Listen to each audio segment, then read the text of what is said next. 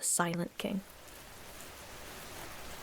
You stand in the shadow of the great gates, watching as the last light of day fades behind the palace walls.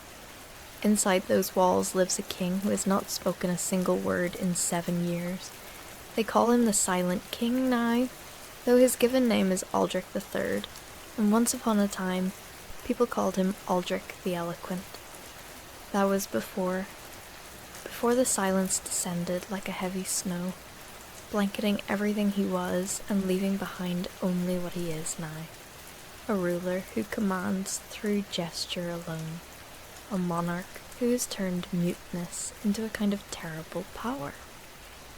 The story begins, as all good stories do, somewhere in the middle of things. It begins on a Tuesday in the year 1793 in the throne room of Valdoria, a kingdom nestled between mountains that touch the clouds and forests so old that even the trees had forgotten their own beginnings. King Aldrich III sat upon his throne of carved oak and iron, listening to his advisors argue about taxes and trade routes and the usual tedious matters of state. He was 32 years old, handsome in the way kings are expected to be handsome, with dark hair touched with premature silver and eyes the colour of autumn storms. He had been speaking. Oh, how he had been speaking. Aldrich the Eloquent had earned his epithet honestly. He could talk a merchant into donating half his fortune to the poor. He could speak so movingly of peace that warring nobles would lower their swords mid-swing. His voice was his greatest weapon, his most powerful tool, the thing that made him beloved by his people and respected by his enemies. And then, in the middle of a sentence about grain imports from the eastern provinces, he simply stopped. The silence that followed was brief at first. His chancellor, Lord Pemberton, a rotund man with spectacles that perpetually slid down his nose, paused mid-gesture and waited for the king to continue. The other advisors, 11 of them in total, representing the various interests and regions of the realm, shifted in their seats. Someone coughed. The sound echoed in the vaulted chamber. Aldrich's mouth remained open, frozen in the shape of whatever word he had been about to say. His eyes widened slightly, and you could see the confusion bloom there, followed quickly by something that looked very much like fear. His hands gripped the armrests of his throne, knuckles white with the pressure. "Your Majesty," Lord Pemberton ventured, his voice carrying the careful tone one uses with a spooked horse. The king's jaw worked soundlessly. He closed his mouth and opened it again. Nothing. Not a whisper, not a breath shaped into language, not even a grunt of frustration. Just silence, profound and complete. The court physician was summoned, Dr. Erasmus, who had served Aldrich's father and his father before him. The old man examined the king's throat, peered down his gullet with curious instruments, pressed and prodded, and hummed thoughtfully. "There is no physical impediment," he announced to the assembled court. "His throat is sound, his tongue unharmed, and his voice box intact. This is not a malady of the flesh." They brought in specialists then. A throat surgeon from the University of Grenwald, 200 miles to the south. A herbalist from the mountain villages who brewed tinctures that smelled of moss and promises. A priest who swung incense and spoke of demons and curses and the need for extensive prayer, preferably accompanied by generous donations to the church. Nothing worked. The Silent King remained silent. In those first days, Aldrich tried desperately to communicate. He wrote furiously on parchment, his handwriting growing increasingly agitated and illegible as frustration mounted. He gestured wildly, pantomimed, pointed, and stomped his feet like a child in the throes of a tantrum. His inability to speak seemed to have robbed him of grace as well, and the elegant king became a creature of desperate, flailing motion. But something curious happened in the second week of his silence. You could see it if you were watching closely, which almost no one was. They were too busy panicking, spreading rumors and jockeying for position in what they assumed would be a coming power vacuum. Aldrich stopped fighting the silence. He sat very still on his throne one morning, while Lord Pemberton droned on about something or other, and his face went calm, peaceful even, as if he had heard a voice that no one else could hear, speaking a truth that changed everything. From that day forward, he stopped trying to speak. He stopped writing frantic notes. Instead, he began to use silence itself as a language. It started small. An advisor would come to him with a problem. Bandits on the northern road, perhaps? Or a dispute between two noble houses over water rights. The advisor would present the issue, offer solutions, and wait for the king's response. And Aldrich would simply look at them. That was all.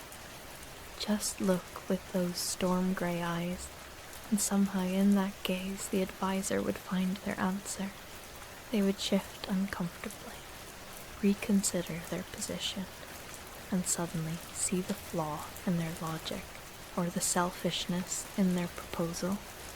They would leave the throne room having received no words from their king, yet feeling as though they had been given the clearest counsel of their lives. It was uncanny. It was powerful.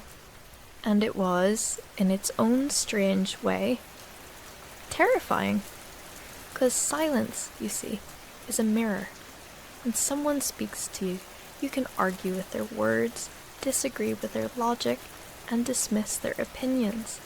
But when someone simply listens, really listens with their whole being, you are forced to hear yourself. All your justifications, your rationalizations, and your careful constructions of self-interest suddenly become transparent. In the absence of the king's voice, his subjects heard their own voices with uncomfortable clarity. The court adapted. They had to.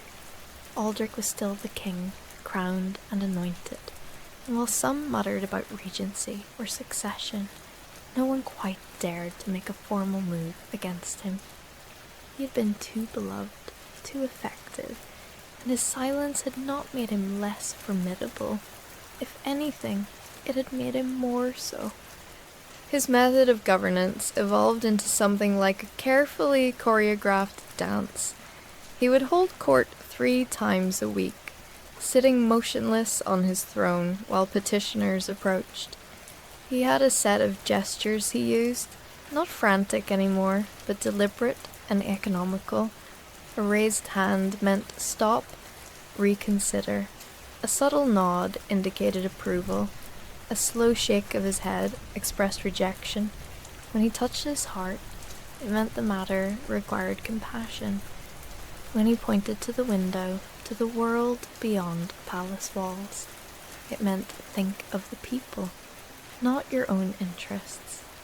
His silence taught his court to speak less and think more. Meetings that once stretched for hours now concluded in minutes. The advisors learned to present their points concisely, knowing that the king's time was precious in a new way now, not because he had many words to share, but because he had none to waste. But you want to know why? Why did the voice of Aldrich the Eloquent vanish so completely? What happened in that moment when he stopped mid-sentence about grain imports and never spoke again? The truth is stranger than the rumors, and the rumors were already strange enough. Some said he had been cursed by a witch whose daughter he had spurned. Others claimed he had made a bargain with dark forces. trading his voice for supernatural insight into the hearts of men. The priest maintained it was divine punishment for some unconfessed sin. They were all wrong. What really happened was this. Aldrich had been lying. Not about the grain import specifically, but about everything else. For years, he had been the most eloquent liar in the kingdom. His beautiful words had covered ugly truths. His persuasive speeches had convinced people to act against their own interests. His famous treaty with the northern kingdoms had been built on promises he had no intention of keeping. His reputation as Aldrich the Eloquent had been purchased with the currency of deception. And on that Tuesday in 1793, in the middle of a mundane discussion about agricultural trade, he had realized it. The realization had struck him like a physical blow. Every word he spoke was suspect, every phrase potentially poisoned with falseness. He had opened his mouth to continue speaking, and found that he simply could not, would not. Because what was the point of possessing the gift of speech if every word might be a betrayal? So he had chosen silence instead, not as punishment, though it felt like punishment in those early days, not as penance, though perhaps there was an element of that too. He had chosen silence as an act of radical honesty. In saying nothing, he could lie about nothing. In speaking not at all, he could finally stop speaking falsely. Of course, he told no one this. How could he? And gradually, his court and his kingdom came to their own conclusions about the silent king. The years passed, and the kingdom did not collapse as everyone had feared it might. In fact, Valdoria flourished in ways both strange and wonderful under its silent monarch. The quality that had made Aldrich the Eloquent so effective, his ability to understand people, to know what moved them, had not disappeared with his voice. If anything, it had intensified. Without the distraction of his own words, he could focus entirely on truly seeing those who came before him.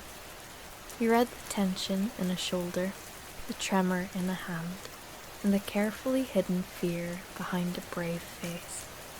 He became an expert in the language of what was not said, the master of the unspoken. His advisors evolved too, in unexpected ways. Lord Pemberton, who had always been rather verbose, learned the power of brevity. Lady Ashworth, who had rarely spoken in council before, found her voice strengthened in the space the king's silence created. Even the nobles, who had initially chafed under the rule of a voiceless monarch, began to appreciate the strange wisdom that emerged from his wordless reign. But there was one person who never quite made peace with the silence, and her name was Alara. She had been Aldrich's closest friend since childhood, the daughter of his father's master of horse, raised alongside the young prince in the palace stables and gardens. They had shared everything as children: secrets, adventures, stolen pastries from the kitchen, and dreams of the future. When Aldrich had ascended to the throne at 25, she had become his unofficial confidant, the one person who could always make him laugh, who could tell him truths that no advisor would dare speak. The silence had cut her off from him as surely as a locked door. Oh, she still attended court, and still participated in the governance of the realm, but the easy companionship they had shared, the long conversations that had stretched late into the night, all of that was gone. She found herself grieving for a friend who still lived, mourning a voice that had gone quiet but not away. Alara visited him regularly in his private chambers, where the formality of the court fell away, and they were just two old friends in a room together. She would talk about her day, about the kingdom, about memories from their childhood. He would listen, and sometimes he would smile, and occasionally he would write her a brief note in response. But it was not the same. It could never be the same. One evening in the 5th year of his silence, 1798 to be precise, she came to his chambers carrying a bottle of wine they had stolen from his father's cellar when they were both 14 years old. She had been saving it all these years, waiting for the right moment. "Do you remember?" she asked, pouring them each a glass. "We thought we were so clever, replacing the wine with water. Your father knew immediately, of course. The cork had been tampered with." Aldrich smiled, a real smile that reached his eyes. He touched his temple, then gestured to her. "You were the clever one." "I was the one who got us caught," Ilara corrected. "You talked our way out of punishment. 15 minutes of the most eloquent apology I have ever heard. By the end of it, your father was apologizing to us for not providing better wine in the first place." The smile faded from Aldrich's face. He looked down at his glass, swirling the dark liquid thoughtfully. Ilara set down her own glass and leaned forward. "I miss your voice," she said quietly. "I miss talking with you, really talking. These one-sided conversations. Aldrich, it has been 5 years. Whatever happened that day, whatever made you stop speaking, is it not time to let it go?" He looked at her then, and she saw something in his eyes that made her breath catch. Sorrow, yes, but also something else. Something that looked almost like contentment. He reached for the parchment that was always nearby and wrote quickly. When he handed it to her, she read, "I found that I had nothing true to say." "That is ridiculous," Ilara said, her voice sharp with frustration. "You are one of the most genuine people I know. You care about this kingdom, about its people. You dash. He was shaking his head, and there was such sadness in the gesture that she stopped mid-sentence. He wrote again, "I cared about being admired. I cared about being seen as eloquent and wise. My words were performances, beautiful, empty performances. So, you will never speak again. Never." Her voice cracked on the last word. "Not even to me?" Aldrich reached across the small table between them and took her hand. It was a rare gesture. The silent king was not one for casual touch. His hand was warm, calloused from his habit of working in the palace gardens when he needed to think. He held her gaze and squeezed her fingers gently, and somehow in that simple contact, she felt more from him than she had in any of their recent one-sided conversations. "I am still here," his eyes seemed to say. "I have not left you. I have just found a different way to be." But Ilara could not accept it. She pulled her hand away and stood abruptly. "This is selfishness," she said, her voice cold now. "You are hiding behind silence, calling it honesty. But true honesty would be speaking imperfectly, making mistakes, and having the courage to keep trying. This," she gestured at him, at the parchment, at the silence that filled the room like water. "This is cowardice." She left without drinking the wine, without waiting for him to write a response. The door closed behind her, with a soft click that sounded in the quiet like something breaking. Aldrich sat alone in his chambers for a long time after she left. He touched the parchment where he had written his last message to her and traced the words with one finger. Was she right? Was his silence just another form of lying? A way to avoid the messy, imperfect reality of human communication? He did not know. And perhaps that uncertainty was precisely the point. In his old life as Aldrich the Eloquent, he would have had an answer ready, polished and persuasive. He would have known exactly what to say to win any argument, to make anyone see things his way. But knowing what to say and knowing the truth were two very different things, and he had finally learned to tell them apart. The 7th year of his silence arrived, the year 1800, and with it came a crisis that would test everything Aldrich had become. The northern kingdoms, the same ones he had made his famous treaty with 8 years earlier, sent word that they were marching south with an army. The promises Aldrich the Eloquent had made, beautiful words he had woven into agreements, they had all been empty.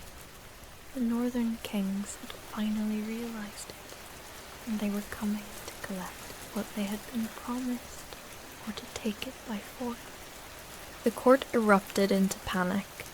Lord Pemberton argued for immediate military mobilization. Lady Ashworth counselled diplomacy, sending envoys to negotiate. Others suggested fleeing, surrendering, or bargaining away pieces of Valdoria to buy peace. The throne room buzzed with fearful voices, each advisor certain they had the answer, none of them willing to listen to anyone else. And through it all, Aldrich sat silent. For 3 days he listened. He watched his advisors argue, observed the fear and self-interest and genuine concern that motivated different proposals. He saw how some were willing to sacrifice the border villages to save the capital, how others wanted to fight a war they could not win out of pride, how the panic was making everyone stupid, reactive, and blind to any solution except the first one that occurred to them. On the 4th day, he stood from his throne, something he rarely did during court sessions. The room fell instantly silent. Every eye turned to him. For a moment, just a moment, they all thought the same impossible thought. He is going to speak. But he did not speak. Instead, he walked down from the dais, past his advisors, to the great map of Valdoria that hung on the eastern wall. He studied it for a long moment, then pointed to a specific location, a narrow pass through the mountains, the only route the northern army could take if they wanted to bring their full force to bear. He turned to his master of arms and made a series of gestures. The man, who had learned to read the king's silent language better than most, nodded slowly. You want us to wait, not fight them in the pass, but offer them passage through? Aldrich nodded. Then he pointed to the royal treasury, to the warehouses where grain and supplies were stored, and to the map's representation of the northern kingdoms themselves. More gestures followed, quick and precise. Lady Ashworth stepped forward. You wish to give them what was promised. All of it. Everything that was agreed upon in the treaty. Another nod. Then Aldrich did something extraordinary. He knelt on the floor of the throne room, pressed his forehead to the stone, and stayed there. The position of complete submission, of absolute apology. The court stood frozen, their king kneeling before them, asking, no, begging them to help him right an old wrong, to pay the debts his eloquent lies had created. It will bankrupt us, someone whispered. It will save us, Lord Pemberton said quietly. There was something like wonder in his voice. It will save us because it is honest, because it is true. And so Valdoria gave the northern kingdoms everything that had been promised. It took months to transport it all, grain and gold, livestock and lumber, crafted goods and precious metals. The kingdom's reserves were depleted. The people tightened their belts, but there was no war. The northern army, arriving to find not resistance but reparation, turned back without a single sword being drawn. Lara came to see Aldrich the night after the last wagon of promised goods crossed the border. She found him in the palace gardens, tending to the roses that had been his mother's favorite. The summer evening was warm, and fireflies danced between the flower beds like scattered stars. She sat on the stone bench near where he worked, watching him in silence for a while. Finally, she said, "I owe you an apology." He glanced up at her, surprise clear on his face. He made a gesture. "You owe me nothing." "I do, though. I called your silence cowardice. But what you did these past weeks, there was nothing cowardly about it. You made yourself vulnerable. You admitted fault. You did it all without a single word of explanation or excuse." She paused, then added softly, "I think that took more courage than any of your famous speeches." Aldrich set down his gardening shears and came to sit beside her on the bench. He looked tired. Crisis had aged him, adding new lines around his eyes. But there was peace in his face, too, a kind of quiet contentment that she had never seen during his eloquent years. "Will you ever speak again?" she asked. "Not to the court, not to the kingdom, just to me?" He considered this for a long moment, and she saw the truth in his eyes before he reached for the parchment he kept in his pocket. He wrote 4 words. "I do not know." It was, Ilara realized, the most honest answer he had ever given her. Not a reassurance, not a promise, not a performance of wisdom or certainty, just the simple, uncertain truth. She took his hand, not pulling away this time, but holding on. "Then I will wait," she said, "and I will keep talking enough for both of us, just like I always have." His smile, when it came, was worth more than 1,000 of his old eloquent words. The silent king ruled for 23 more years, never speaking a single word. His silence became legend, and people traveled from distant lands to witness the monarch who governed through gesture and gaze alone. Some came seeking wisdom, others came out of curiosity, but all left changed in some small way by the encounter. And perhaps that was the final truth that Aldrich discovered in his wordless years, that the most powerful communication is not always the most eloquent.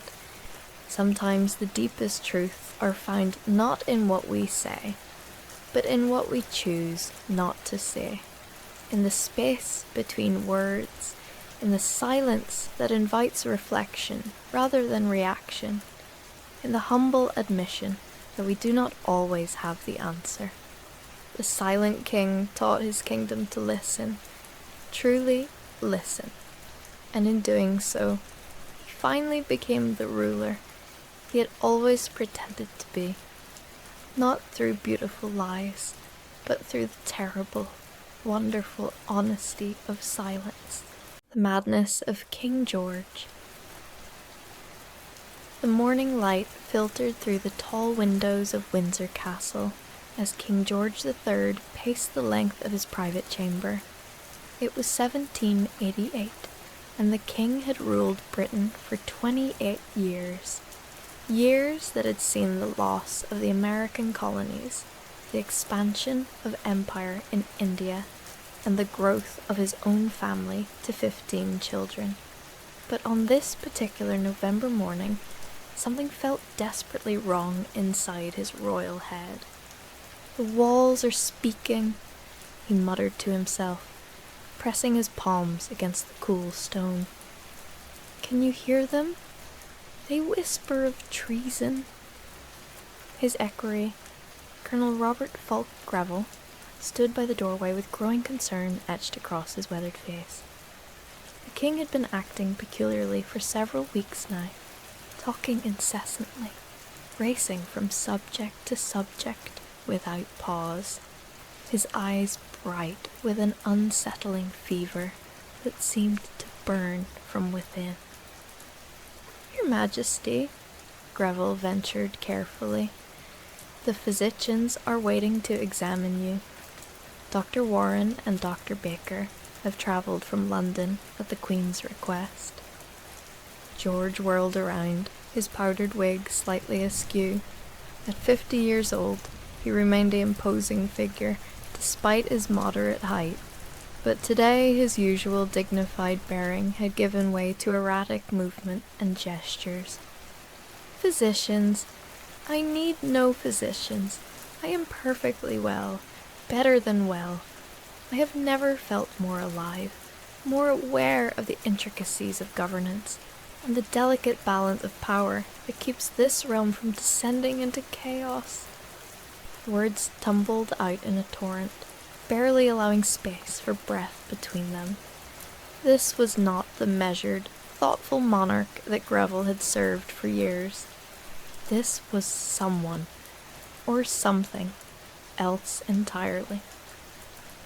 Queen Charlotte waited in her apartments, wringing her hands nervously while her daughters clustered around her. The princesses, Charlotte, Augusta, Elizabeth, Mary, Sophia, and Amelia, ranged in age from 22 down to 5 years old, and even the youngest could sense that something had gone terribly wrong with their beloved papa. "He spoke to me for 5 hours yesterday," the Queen confided to Lady Pembroke, her lady-in-waiting. 5 hours without stopping, jumping from the state of agriculture in Berkshire to the proper education of young ladies, to his opinions on Handel's oratorios. His voice grew hoarse, but he could not stop. And his eyes, oh, his eyes looked through me as though I were made of glass. The physicians, when they finally gained access to the king, found him in a state of high agitation. Dr. Richard Warren, physician in ordinary to the royal household, attempted to take His Majesty's pulse, only to have the king seize his wrist instead. "Your pulse is racing, Dr. Warren," George declared with inappropriate glee.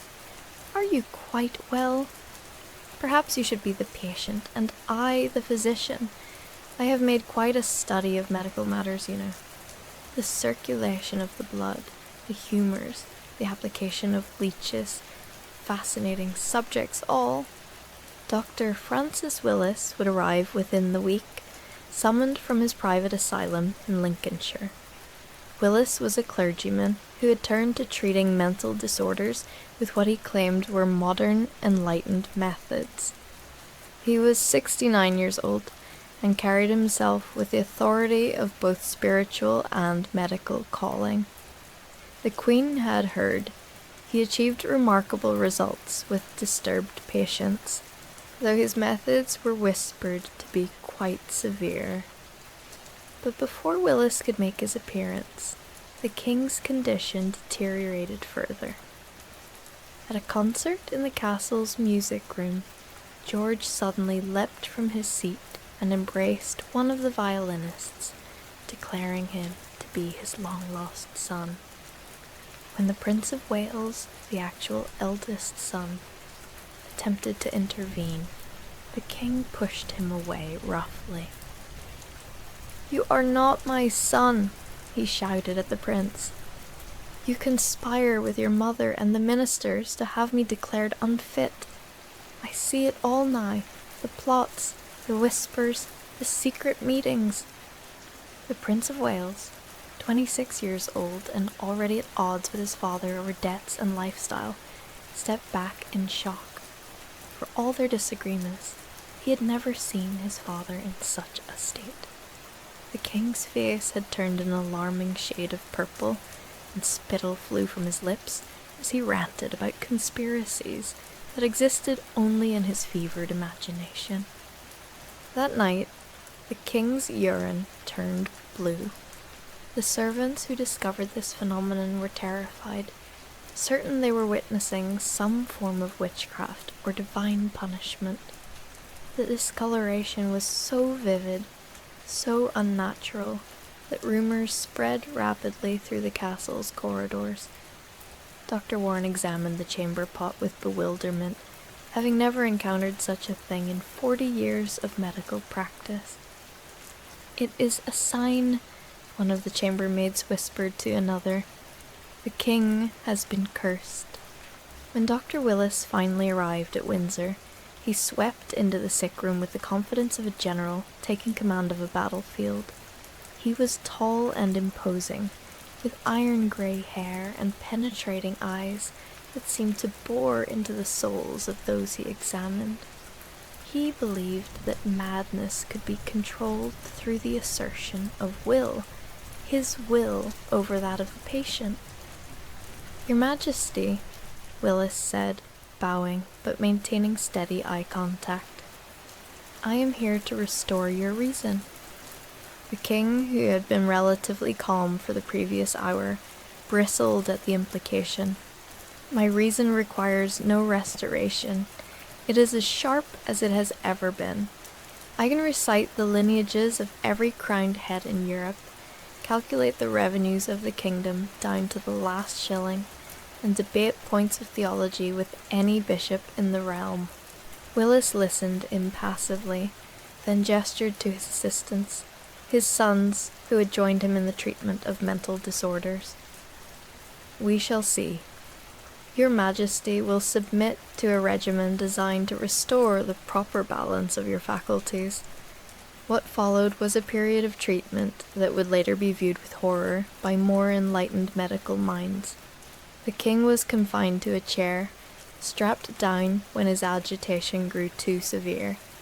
He was subjected to blistering, the application of hot materials to the skin to draw out supposed toxins. His head was shaved in places and covered with plasters. He was given emetics to induce vomiting and purgatives to cleanse his bowels, weakening his body in the belief that this would somehow strengthen his mind. Through it all, Willis maintained his stern, unyielding demeanor. When the king ranted, Willis would stare him down until the monarch fell silent. When George tried to maintain his royal dignity and command that the treatment stop, Willis would remind him that he was a patient now, not a king, and must submit to medical authority. "I am still your sovereign," George would insist, his voice breaking with desperation and rage. "You are a man who is unwell," Willis would reply calmly, "and until you are well again, you must trust in those who can see clearly what you cannot." The kingdom held its breath. Parliament debated the necessity of a regency bill that would transfer power to the Prince of Wales should the king's madness prove permanent. William Pitt the Younger, the Prime Minister and loyal to the king, fought desperately to delay any such transfer, knowing that the prince and his Whig allies would immediately dismiss him from office. In the castle, Queen Charlotte maintained a vigil that would last for months. She visited her husband daily, though Willis carefully controlled these interactions. Sometimes George recognized her, other times he called her by the name of his childhood governess, or claimed she was an impostor. On his better days, he would weep and apologize for the pain he was causing her and their children. "My dear Charlotte," he would say, grasping her hand with desperate intensity, "if I recover my senses, will you forgive me for this madness? Will our children remember me as I was, and not as I am now?" "Of course, my dear," she would whisper, though tears streamed down her face. "We await only your return to us." The winter of 1788 through 1789 was the darkest period of George's life and reign. There were days when he seemed to improve, speaking rationally and showing interest in affairs of state. Then, without warning, the madness would return like a violent storm, and he would descend again into ranting, paranoia, and bizarre behaviour that mortified his attendants and broke his family's hearts. By February of 1789, something remarkable began to happen. The fits of madness grew less frequent. The king's speech, while still rapid at times, regained some of its former coherence. He began to recognize people consistently and showed genuine interest in the books and newspapers brought to him. Dr. Willis, who had never doubted his methods, proclaimed it a triumph of will and proper treatment. The truth, which would not be understood for more than 2 centuries, was far different. King George III suffered from porphyria, a metabolic disorder that caused the buildup of toxic substances in his body. These substances affected his nervous system, producing the symptoms that everyone attributed to madness. The blue urine, the abdominal pain he often mentioned, the sensitivity to light, all were hallmarks of this disease, and like many periodic illnesses, it came and went according to patterns that had nothing to do with Willis's treatments. But in 1789, no one knew of porphyria. What mattered was that the king was recovering, that the crisis was passing, and that the realm could breathe easily once more. On the 10th of March, a service of thanksgiving was held at St. Paul's Cathedral in London.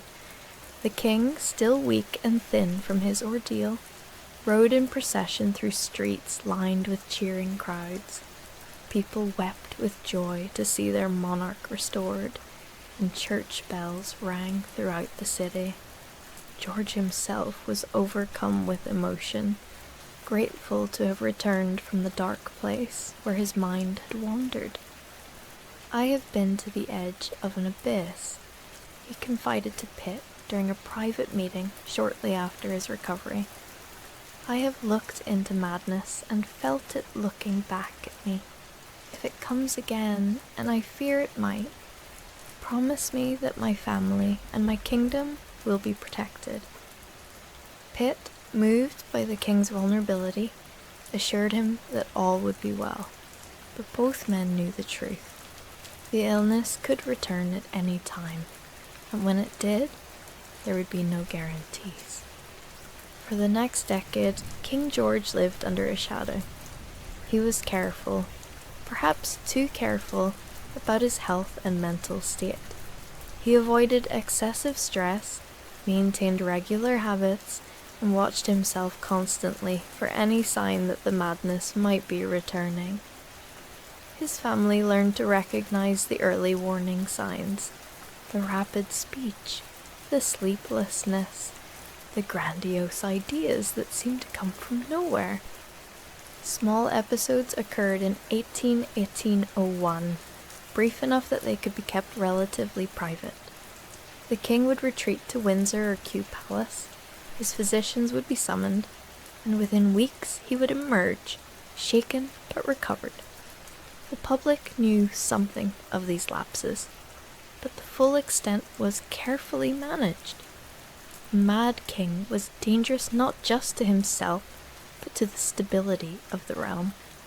George's relationship with his eldest son never fully recovered from the crisis of 1788. The Prince of Wales had come too close to power, had tasted the anticipation of ruling in his father's place. When the king recovered, a barrier remained between them, unspoken resentment on the prince's side and on the king's, a hurt that his own son had seemed almost eager to replace him. The younger children, however, remained devoted to their father. Princess Amelia, the youngest and his favourite, became particularly close to him. She would read to him, play music for him, and accompany him on his walks through the grounds of Windsor. In her company, the king found peace and genuine happiness that eluded him elsewhere. "You are my treasure," he would tell her, "my consolation in troubled times." Years passed. Britain fought Napoleon, expanded its empire, and underwent the early stages of industrialization.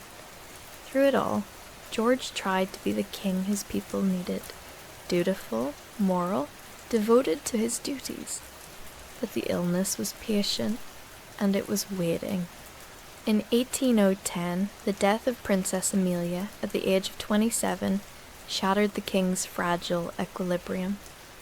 She had been ill for more than a year with tuberculosis, wasting away despite all efforts to save her. George sat at her bedside during her final days, holding her hand and refusing to believe that she would not recover. "You cannot leave me," he whispered to her. "You are too young, too full of life. This cannot be happening." But it was happening, and when Amelia died on the 2nd of November, something broke inside the king that would never be repaired. The grief combined with what was likely another attack of porphyria, and George descended into a madness from which he would never fully emerge. This time, there was no Dr. Willis to impose his will and declare victory. Willis had died years earlier, and his methods had fallen out of favour. Instead, the king was simply kept comfortable and confined. He was moved to apartments at Windsor, where he could be cared for without constantly being in the public eye. Prince of Wales was finally appointed Prince Regent in 1811, assuming the powers of the monarchy while his father lived on in twilight.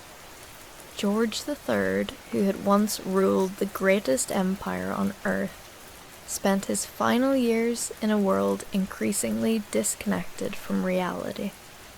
He would have periods of lucidity, moments when he recognized his attendants and asked about his family, but these moments grew rarer as time went on. He went blind from cataracts, though he claimed he could still see angels visiting him. He went deaf, though he insisted he could hear music that no one else perceived. His hair and beard grew long and white, giving him the appearance of a biblical prophet wandering lost in time. Sometimes he believed he was still the young king who had taken the throne in 1760 at the age of 22, full of idealism and determination to be a good monarch. He would ask for his late ministers, men who had been dead for decades.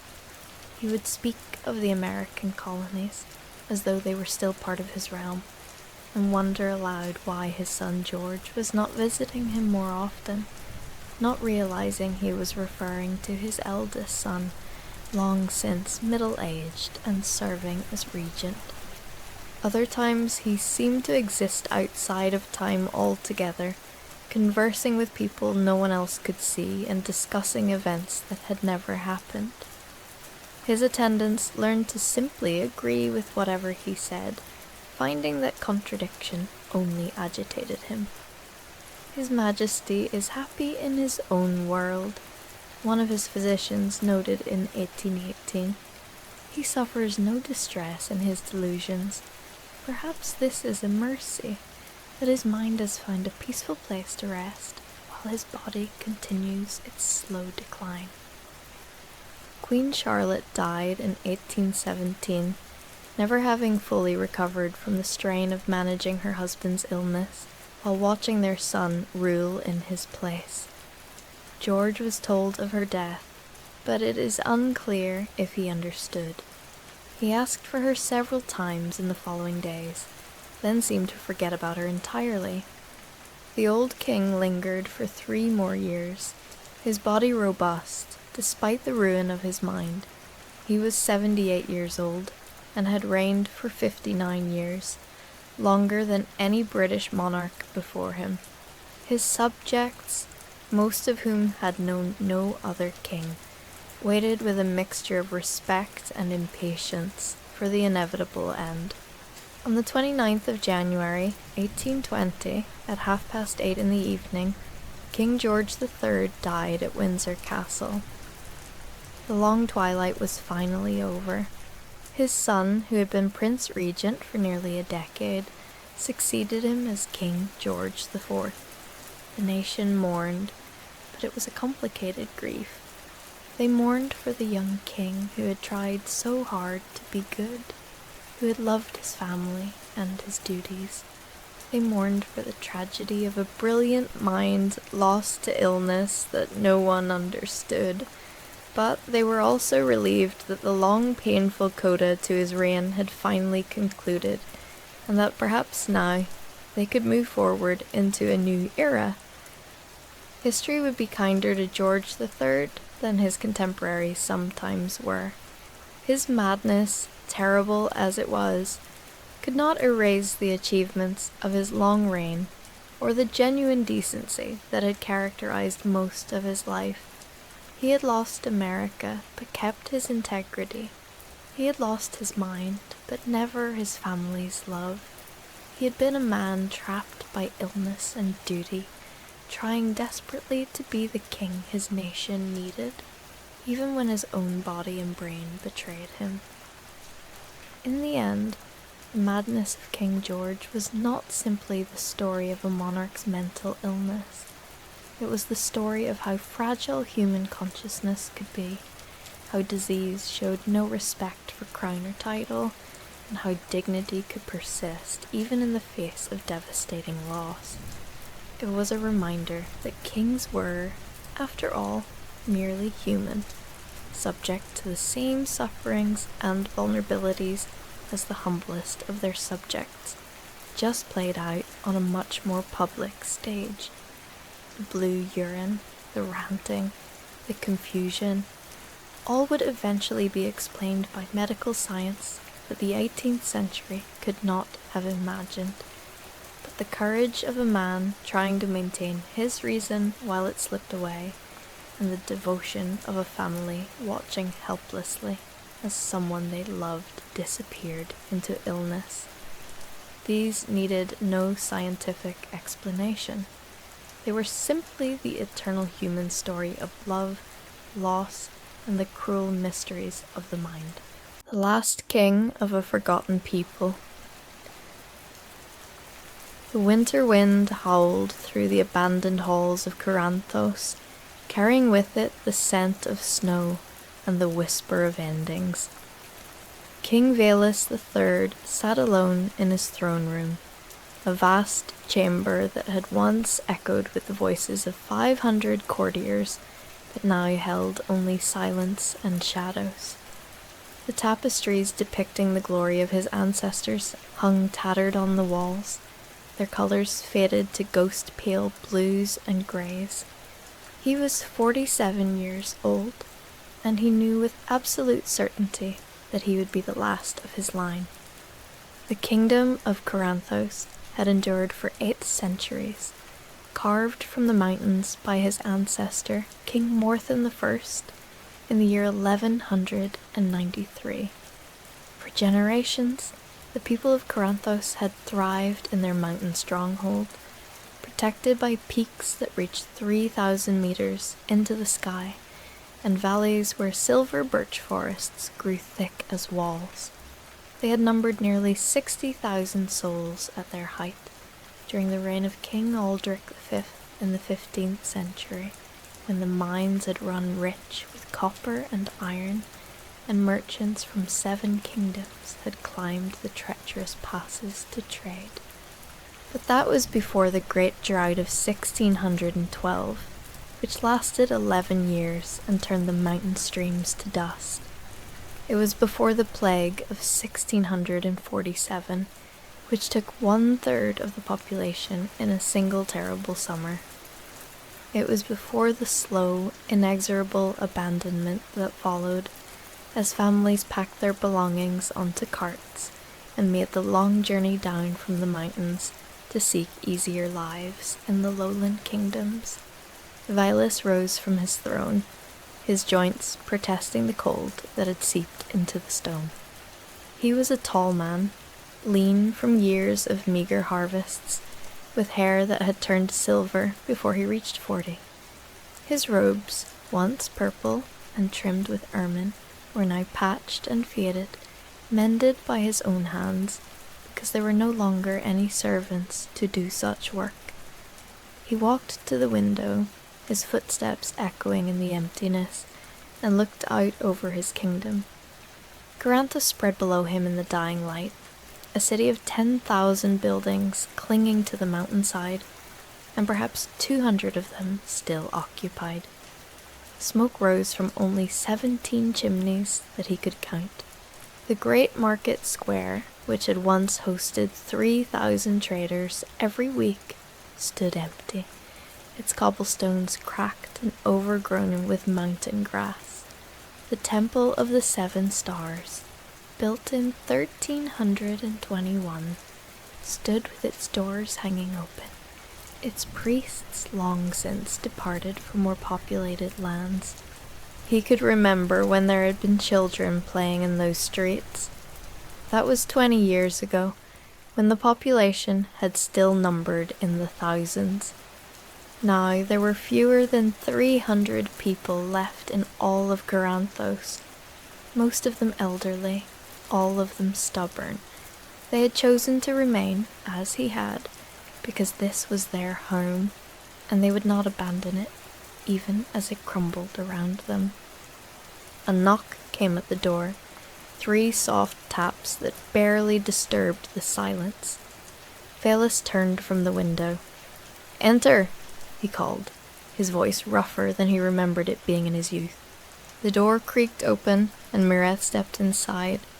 She was 61 years old, the daughter of a nobleman who had died 30 years past, and she had appointed herself as the king's last advisor, though he had never formally given her the title. Her grey hair was bound in a simple braid, and she wore the practical woolen dress of a mountain woman, not the silks she might have worn in better days. "Your Majesty," she said, offering a slight bow, "I have completed the census you requested." Phelis gestured for her to approach, and she crossed the throne room, her footsteps joining his in their lonely echo. She carried a leather-bound book, its pages yellowed with age, and she opened it with careful hands. 287 souls remain in Corinthos, she read. 163 are over the age of 50. 42 are between 30 and 50. 79 are between 10 and 30. 3 are under the age of 10. 3 children. Vilas felt something twist in his chest. When he had been crowned at 23, following the death of his father, King Vilas II, there had been hundreds of children in the city.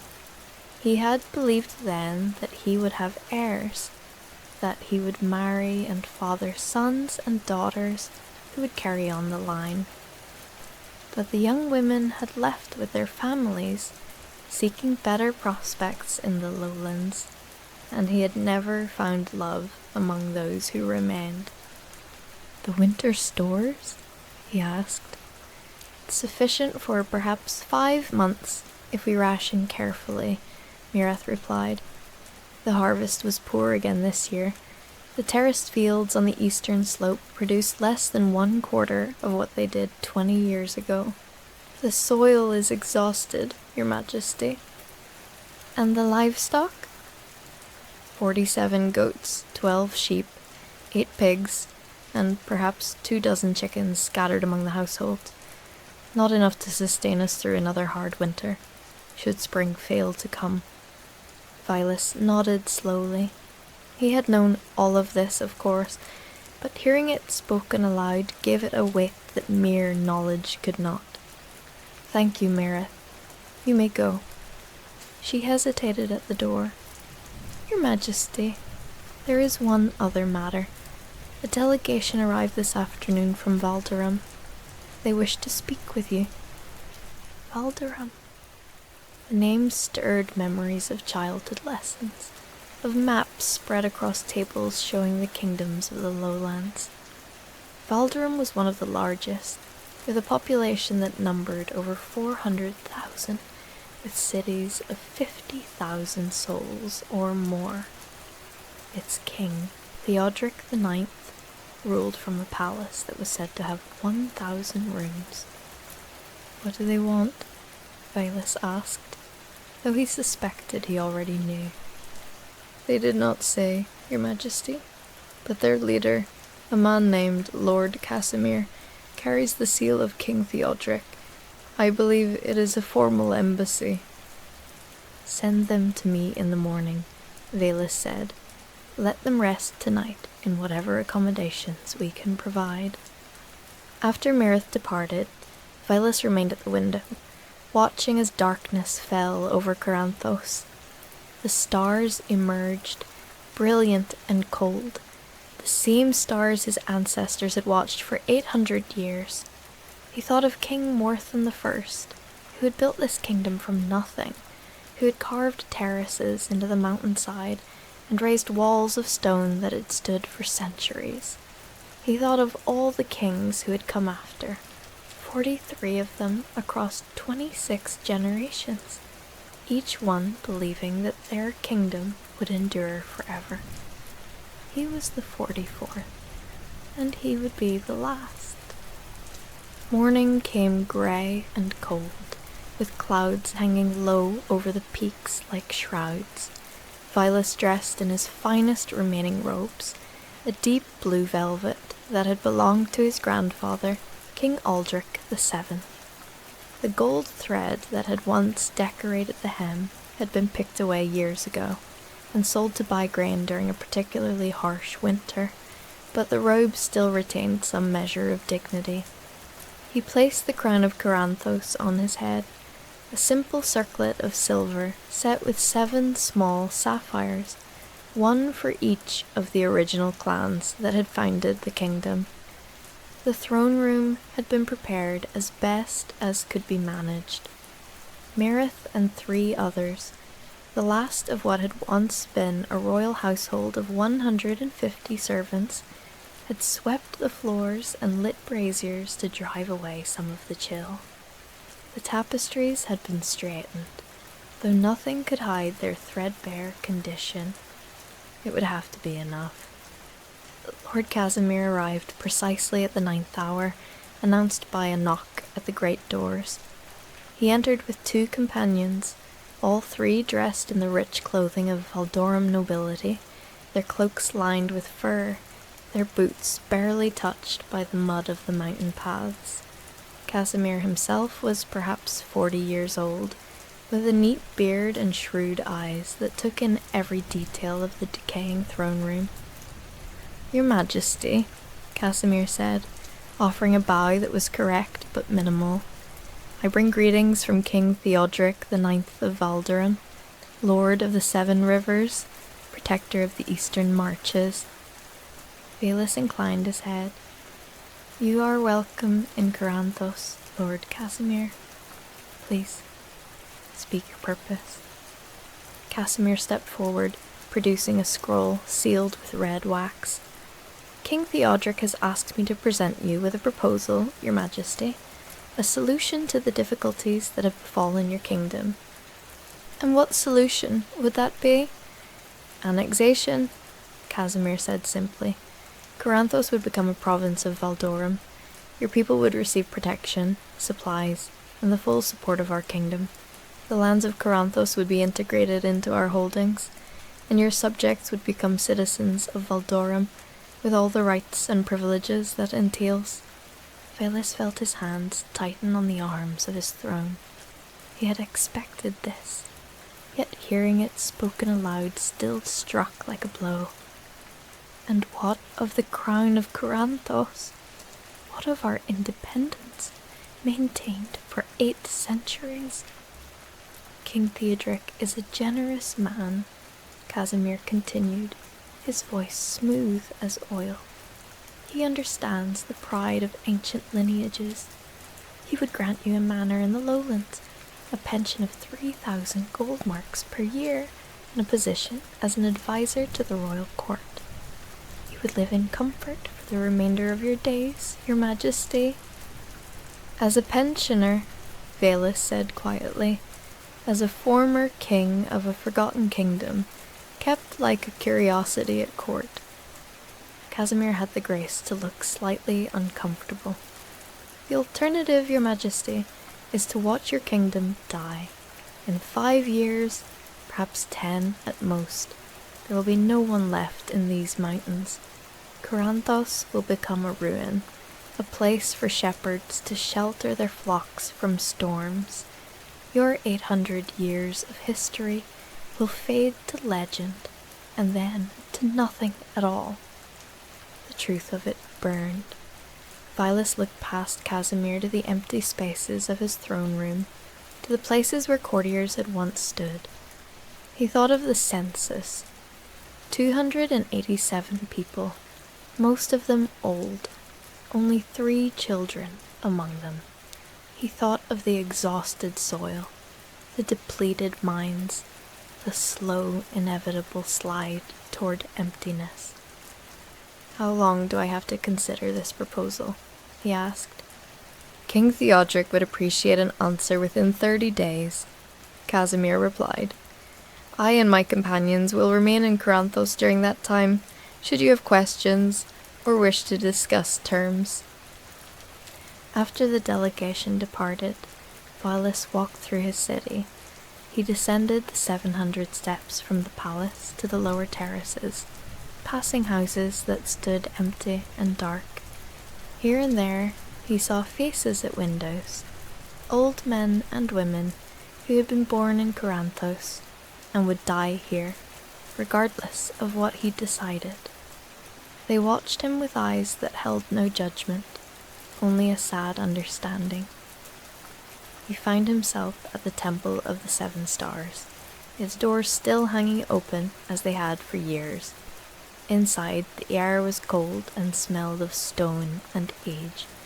The great statue of Elthera, the mother goddess of the mountain people, still stood before the altar, though her face had been worn smooth by 800 years of prayers and offerings. Vilas knelt before her, his knees protesting against the cold floor. "I do not know what to do," he said aloud, his voice echoing in the empty temple. "If I accept, Coranthos ends, but our people may survive and find new lives in the lowlands. If I refuse, I preserve our independence for a few more years, but condemn those who remain to hardship and poverty until they too are forced to leave or die." The goddess did not answer, of course. She had not answered prayers in Coranthos for many years, if she ever truly had. But kneeling there in the silence, Valus felt a strange clarity settle over him. He rose and walked to the temple's eastern window, which looked out over the terraced fields where his ancestors had grown barley and wheat for 8 centuries. The fields were empty now, covered in snow, but he could imagine them as they had been in the old paintings, golden with grain, dotted with workers singing as they harvested. He could imagine the city as it had been, alive and vibrant, full of voices and laughter and the ordinary bustle of human life. That Coranthos was gone, and it would not return, no matter what choice he made. But perhaps something could be preserved, not the kingdom itself, but the memory of it, the knowledge of what his people had built and achieved in these mountains across 800 years.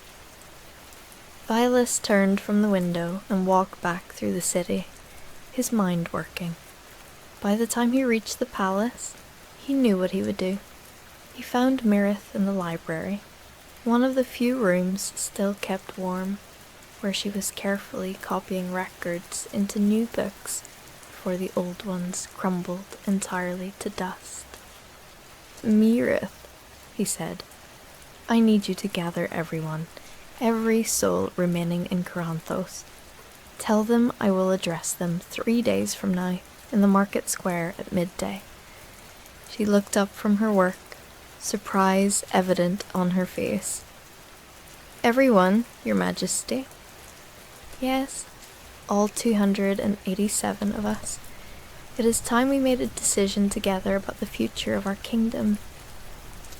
3 days later, they gathered as he had requested. The market square, which had once held 3,000 traders, now held fewer than 300 people, but they filled it with their presence nonetheless.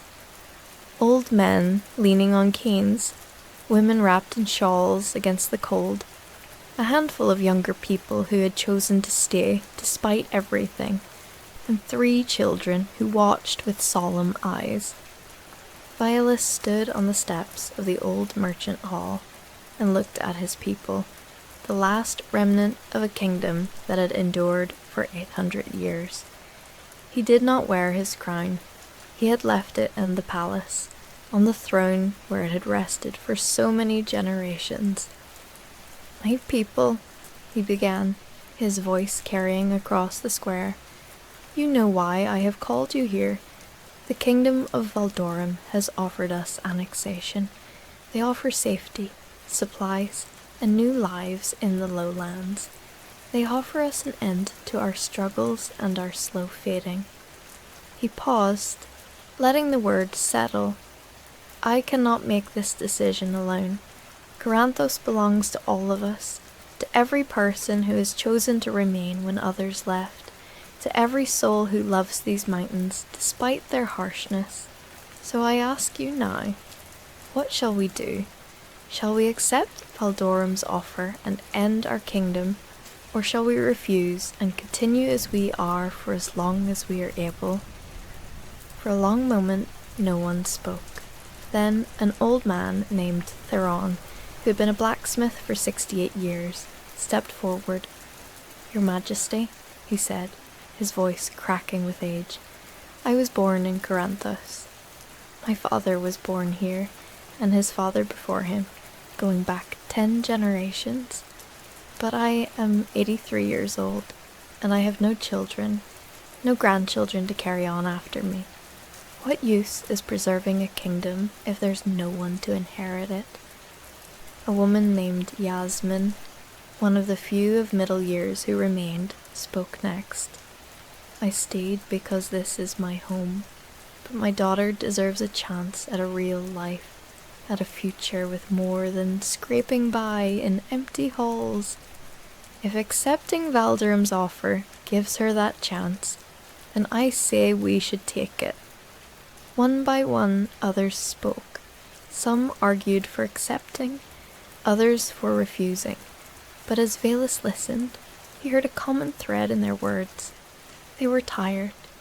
They had fought for years, for decades, to keep their kingdom alive, and they had watched it die by inches despite their efforts. They were ready to rest. When the last person had spoken, Vilas raised his hand for silence. "Then it is decided," he said. "In 30 days, when Lord Casimir asks for my answer, I will accept Valdorum's terms. Coranthos will cease to exist as an independent kingdom. But before that happens, we will ensure that we are not forgotten." He outlined his plan. They would spend the next 30 days creating a record of everything Coranthos had been. They would write down the names of every king, every significant event, every tradition and custom. They would copy the most important books from the library, create maps of the city and the kingdom, record the songs and stories that had been passed down through generations. This record would be presented to King Theodoric with one condition, that it be preserved in the royal library of Valdorum, where scholars could study it and remember that Coranthos had existed and mattered. The work began the next morning and continued through 30 days of winter. Every person capable of holding a pen contributed. The children were taught the old songs so they could sing them for scribes to transcribe. Old craftsmen explained their techniques, which were recorded in careful detail. Meredith worked 18 hours each day, organizing and copying, her hands cramped and ink-stained, but never stopping. Vialis himself wrote the official history, sitting at his grandfather's desk in the palace library. He wrote of King Morthon I and the founding of the kingdom in 1193. He wrote of the golden years under King Aldrich V, when Caranthos had been prosperous and proud. He wrote of the great drought and the plague, of the slow decline and the choosing to remain despite everything. He wrote it all in clear, precise language, determined that future generations would know the truth of what had been. On the 30th day, Lord Casimir returned to the throne room. Vialis stood waiting, not on the throne, but before it, surrounded by 36 chests containing the records his people had created. The crown of Caranthos rested on top of the largest chest. "Lord Casimir," Vialis said, "I accept King Theodric's terms, with one addition. These chests contain the complete history and knowledge of Caranthos. They must be preserved in the Royal Library of Valdorum, and scholars must be granted access to study them. This is my only condition." Casimir looked at the chests, then at Vialis. Something like respect flickered in his eyes. "I will ensure it, Your Majesty. You have my word." 3 months later, on the first day of spring, Vialis walked one final time through the empty halls of the palace. The people of Caranthos had already departed, making their way down the mountain paths to begin new lives in Valdorum.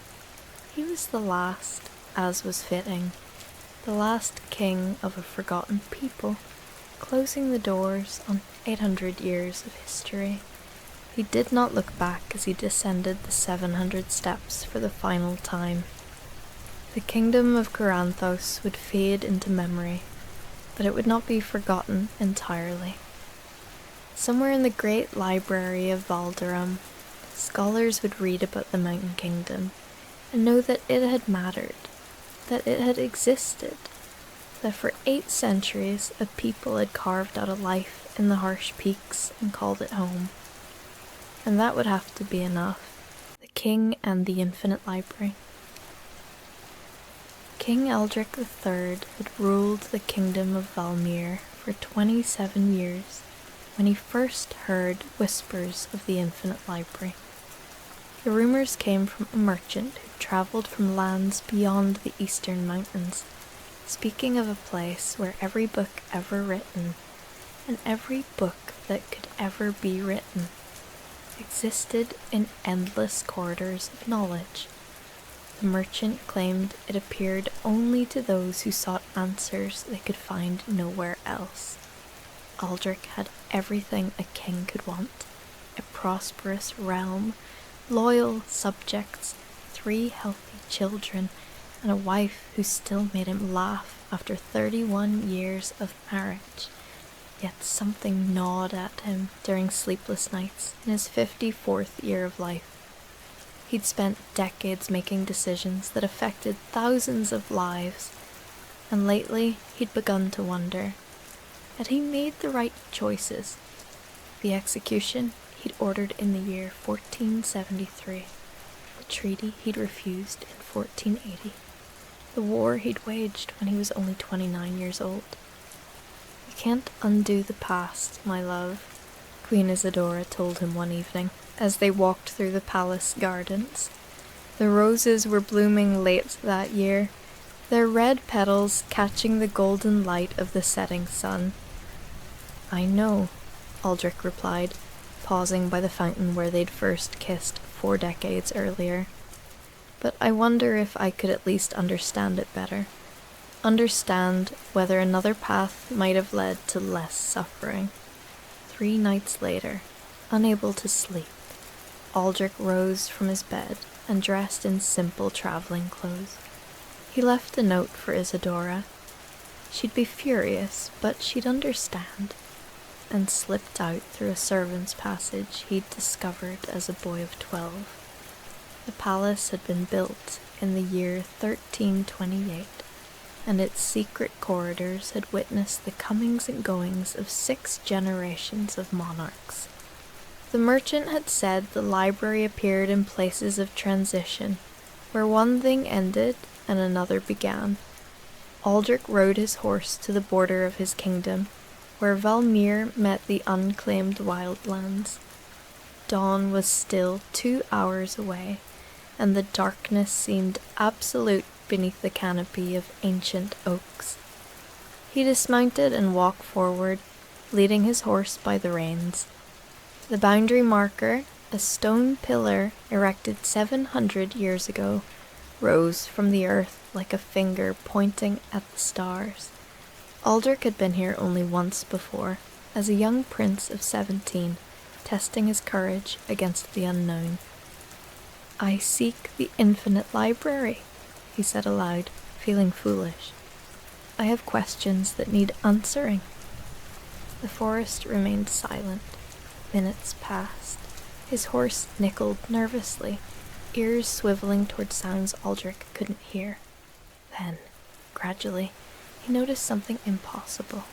Light was emanating from between 2 particularly massive oak trees, though sunrise was still far off.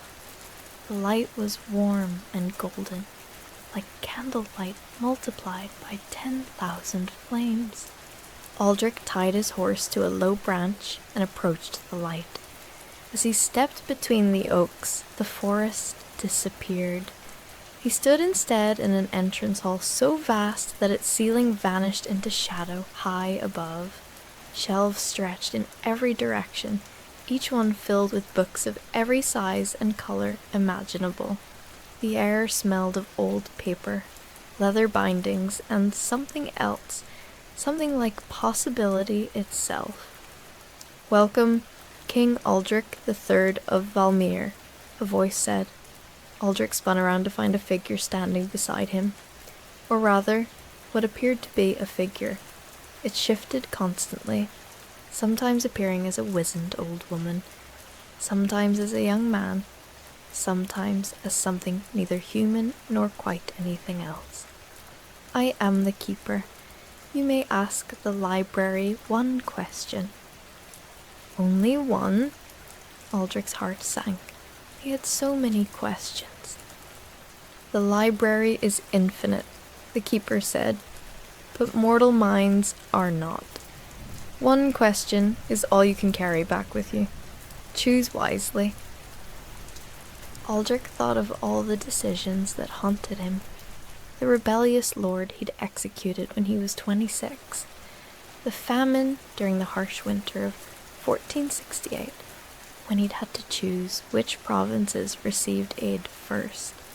The daughter he'd betrothed to a foreign prince when she was only 15, securing peace but breaking her heart. "I want to know," he said slowly, "if I made the right choice when I executed Lord Brennan for treason in the year 1473.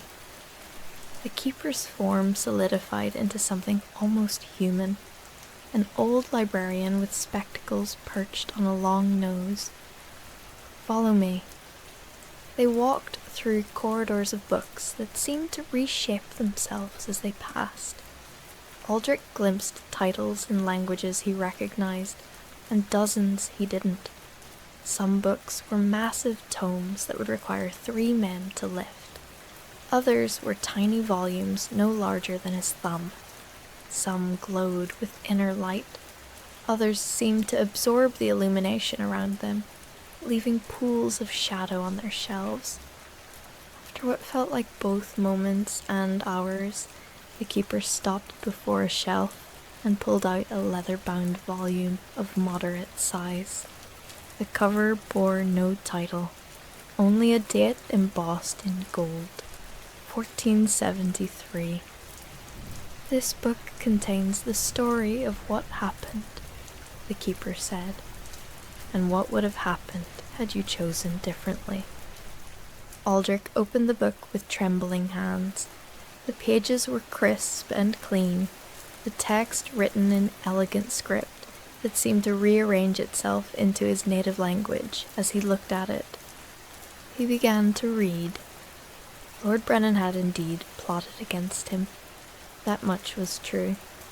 The evidence Aldrich's spy master had presented was genuine. Letters discussing the overthrow of the crown, meetings with foreign agents, plans to assassinate the king during the Festival of Harvests. Aldrich had agonized over the decision for 3 sleepless nights before ordering Brennan's execution. The man had been his childhood friend, someone who'd fought beside him in the Northern Wars, someone whose children played with his own. The book showed him what he'd known and what he hadn't. Brennan's eldest son, Thomas, had watched his father die on the executioner's block. The boy had been 14. The book showed Thomas growing up with rage carved into his heart like words into stone.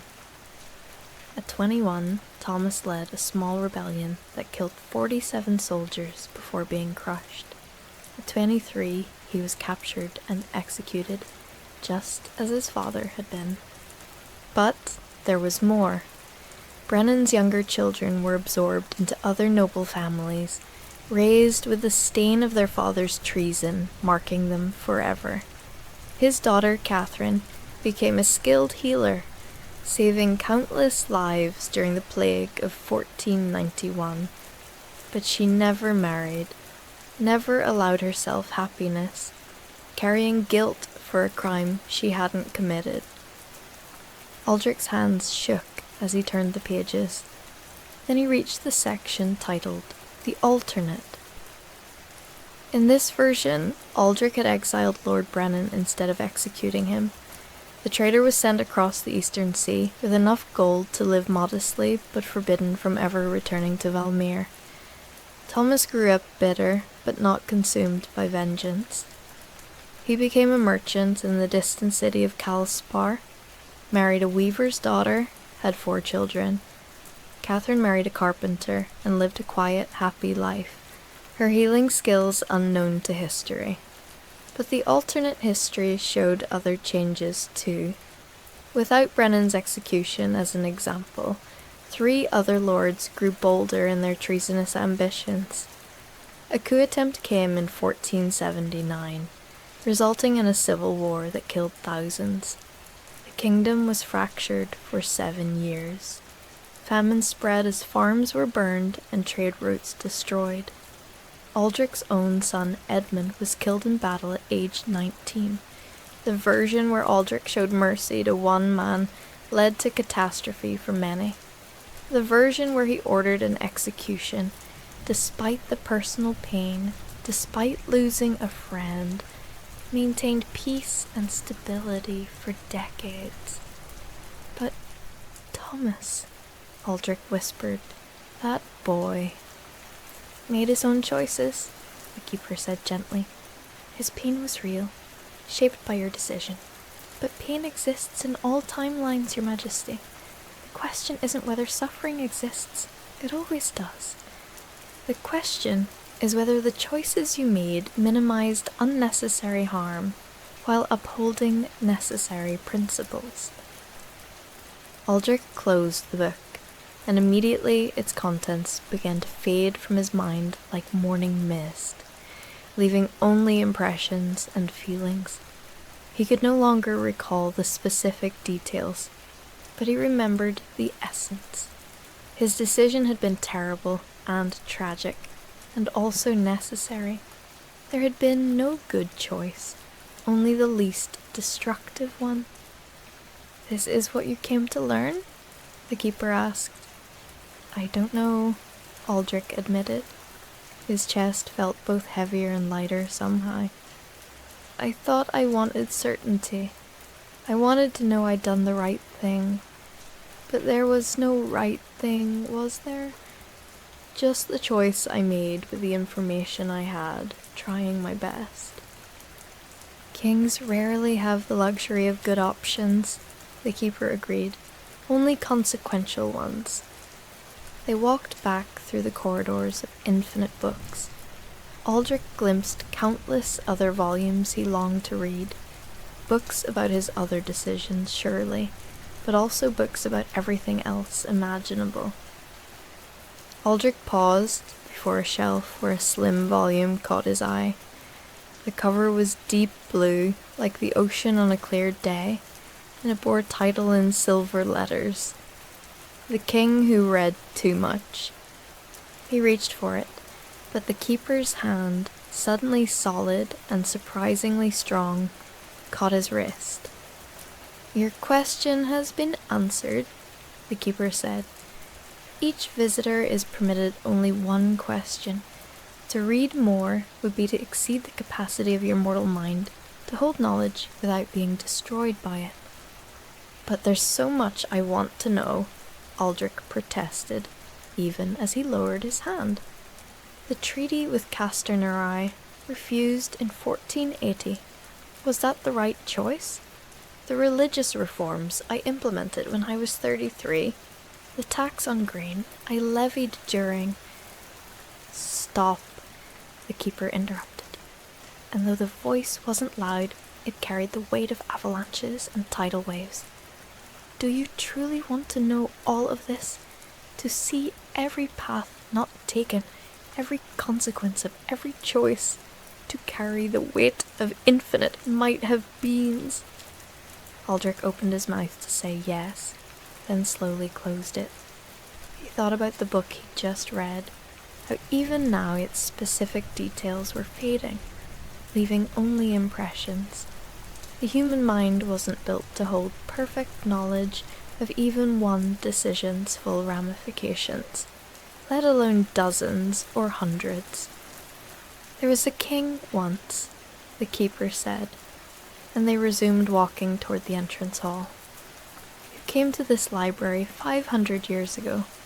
He asked his question and received his answer, just as you did. But as he was leaving, he grew convinced he needed more knowledge. He broke free from my guidance and ran into the stacks, pulling down volume after volume, reading frantically. What happened to him?" "He's still here," the keeper said. "Read it. He's been reading for 5 centuries, and he'll read for 5 more, and 5 after that, forever. He knows everything now, every possible outcome of every possible choice made by every possible person. The weight of that knowledge has crushed his mind into something that can no longer be called human. He understands everything and nothing. He exists in all timelines and none." They reached the entrance hall, where moonlight from the outside world created a rectangle of silver light between the oak trees. Aldrich's horse waited patiently beyond. "Before you go," the keeper said, "I offer you something freely, not in answer to your question, a truth that every visitor to the infinite library must eventually understand." Aldrich turned to face the shifting figure. "What truth?" "That certainty is a cage," the keeper said. "You came here seeking to know if you'd made the right choice, but right and wrong are not absolutes in the way mortals hope they are. You are a king, which means you make choices that affect thousands of lives. Some of those people will suffer because of your decisions. Others will thrive. Some would have suffered more under different decisions. Others would have thrived more. There is no timeline where everyone is happy. No choice that leads to universal good." "Then how am I supposed to rule?"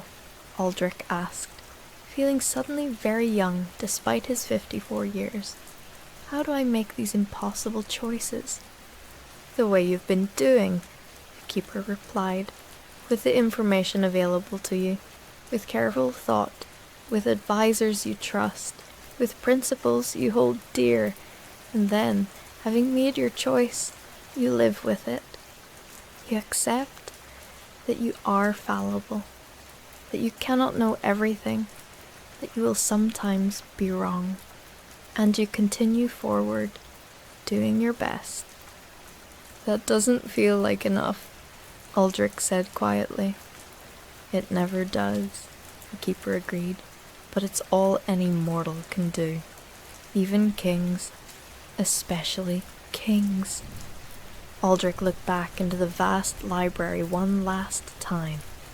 Somewhere in those infinite corridors was a book about every moment of his life, every decision he would ever make, every possible version of himself that might exist in other timelines. The temptation to stay, to read, to know everything was almost overwhelming. The king who stayed, Aldrich said, the one who's been reading for 500 years. What was his name? He doesn't remember anymore, the keeper said sadly. That's part of what was lost. Aldrich walked toward the moonlight. As he stepped between the oak trees, the library vanished behind him as if it had never existed. His horse greeted him with a soft whinny. The forest was alive with the sounds of early morning. Birds beginning their dawn chorus, small creatures rustling in the undergrowth, wind whispering through leaves. He rode home slowly, arriving at the palace just as the sun breached the eastern horizon. The guards at the gate startled to see their king returning alone, dressed in traveling clothes, but they knew better than to question him. Word spread quickly through the palace, and by the time Aldrich reached his chambers, Isadora was waiting for him, her face a mixture of relief and fury. "You could have been killed," she said, embracing him tightly despite her anger, riding out alone in the middle of the night like a foolish boy of 16 instead of a king of 54 years. "I had to," Aldrich said simply, holding her close. "I had questions that needed answering." "And did you find your answers?" Aldrich thought about the book he'd read, its details already almost completely faded from his memory. He could no longer recall the specific events it had described, but he remembered the feeling, that terrible, necessary weight of leadership. He remembered understanding that there had been no good choice, only the choice he'd made. "Yes," he said, "and no. I learned that I'll never really know if I've made the right choices. I can only make the best choices I can with what I know at the time." Isadora pulled back to look at him, studying his face. "You traveled somewhere strange to learn something you already knew." "I knew it," Aldrich admitted, "but I didn't believe it. Not really. I kept thinking there must be a way to know for certain, to have proof that I'd done the right thing. And now? Now I understand that certainty is impossible, and that's terrifying, but also somehow freeing." Over the following weeks, Aldrich found himself making decisions differently, not radically so. He still consulted his advisors, still weighed options carefully, still agonized over difficult choices. But when he finally made a decision, he accepted it rather than torturing himself with endless second-guessing. He'd done his best with the information available. That had to be enough. When a dispute arose between two noble families over land rights, he made his judgment and moved forward, accepting that one family would be unhappy, rather than trying to find a perfect solution that would satisfy everyone. When the harvest fell short, and he had to decide how to distribute grain from the royal stores, he made his choice knowing that some would suffer more than others, but that delay would make everyone suffer more. He was more present with his children, less consumed by regret over past decisions. He laughed more with Isadora. He slept better at night. Years passed. Aldrich grew older, his hair turning from grey to white, his joints stiffening, his memory becoming unreliable in small ways. He never spoke of the infinite library to anyone except Isidora, and even with her, he said little. What was there to say? That he'd found a magical place and learned he was fallible? She'd always known that. When Aldrich was 71 years old and lying in bed with a fever his physicians couldn't cure, Isidora sat beside him, holding his hand. Their eldest son, Edmund, named for Aldrich's father, would be crowned king within days or weeks. The kingdom was prosperous and at peace. Not perfect, never perfect, but stable and hopeful. "Do you have regrets?" Isidora asked him softly. Aldrich thought about his life, his reign, his choices. Of course, he had regrets. Lord Brennan's execution still haunted him on dark nights, though he'd long since made peace with the necessity of it. He regretted the harshness of some of his early judgments when he'd been young and trying to prove his strength. He regretted missing his daughter's 12th birthday because of a diplomatic crisis he now couldn't even remember. "Many," he said honestly, "but I also know I made the best choices I could at the time. I can't ask more of myself than that." "You were a good king," Isidora said, tears streaming down her face. "A good man." "I tried to be," Aldrich replied. "That's all any of us can do. Try our best and accept our limits." He died 3 days later, peacefully in his sleep, having ruled Valmere for 44 years. The kingdom mourned him, and historians would later call his reign the Golden Peace, a time of stability between eras of strife. But Aldrich would have laughed at that title. He knew the truth, that there had been plenty of strife during his reign, plenty of hard choices and impossible decisions, and people who suffered because of things he did or failed to do. But he'd also learned in an infinite library on the border between his kingdom and the wildlands that perfect knowledge was a curse and certainty was an illusion.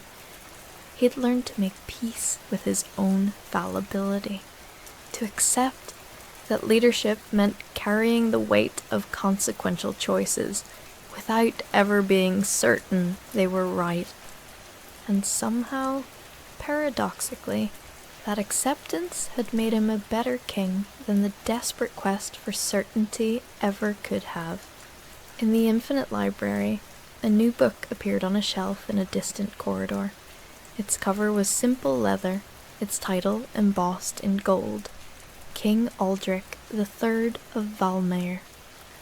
Inside its pages were all the choices he'd made, all the timelines he'd created, all the lives he'd touched for better and worse.